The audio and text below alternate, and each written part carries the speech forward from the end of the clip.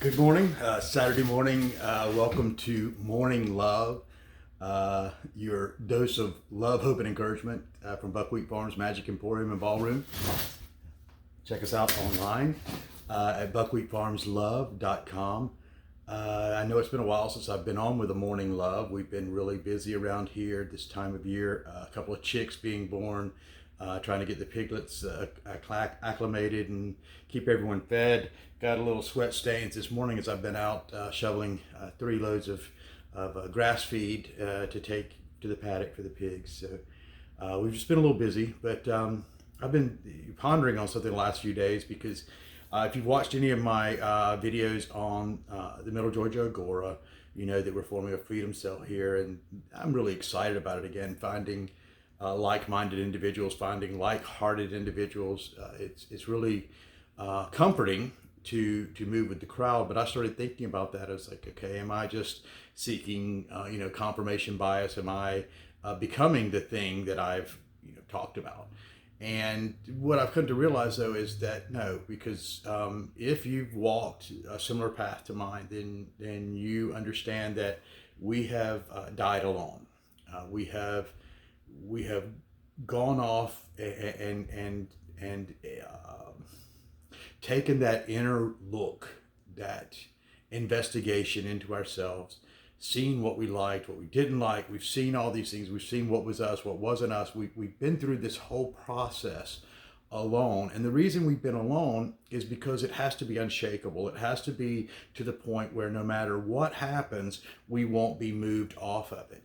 That we don't need, because if it's not faith, if you have confirmation. No, 2 people is not faith. 1 person is faith.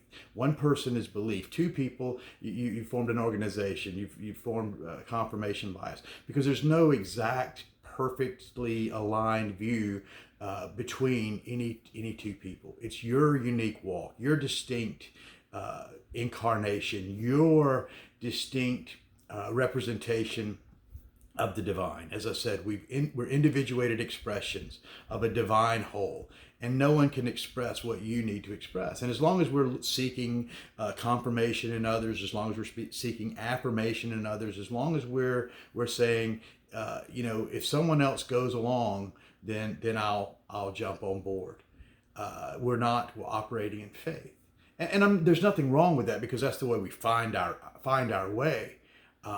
Because those of us who've walked this path, we've as I like to say often, we've eaten the chicken, spit out the bones. We've found those things that in every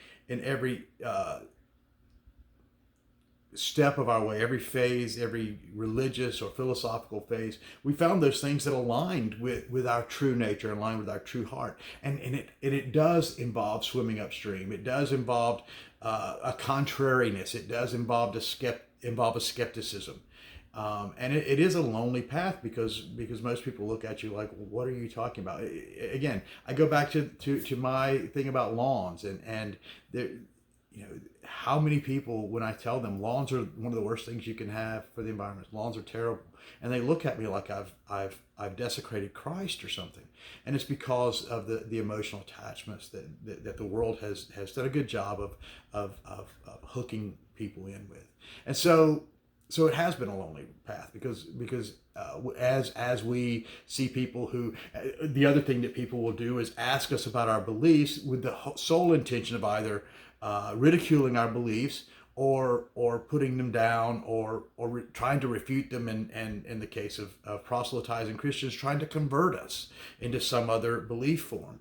And so that's always a frustration, where you get to the point where when someone asks you about your beliefs, you immediately start to sift what's your reasoning for this. And so it becomes increasingly narrowed down to where almost everyone, we get to the point where we feel abandoned by almost everyone. And that's the true dark place of the soul. That's where, is this a real thing, or is this just a fantasy that I'm playing out? And the thing is people don't come to those points of self-death for fantasy. People don't come to those points of self-death for make-believe.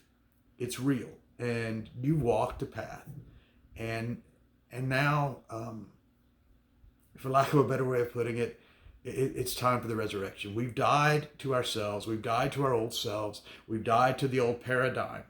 The old ways don't exist for us anymore. We're moving in new ways. And I just want to again encourage you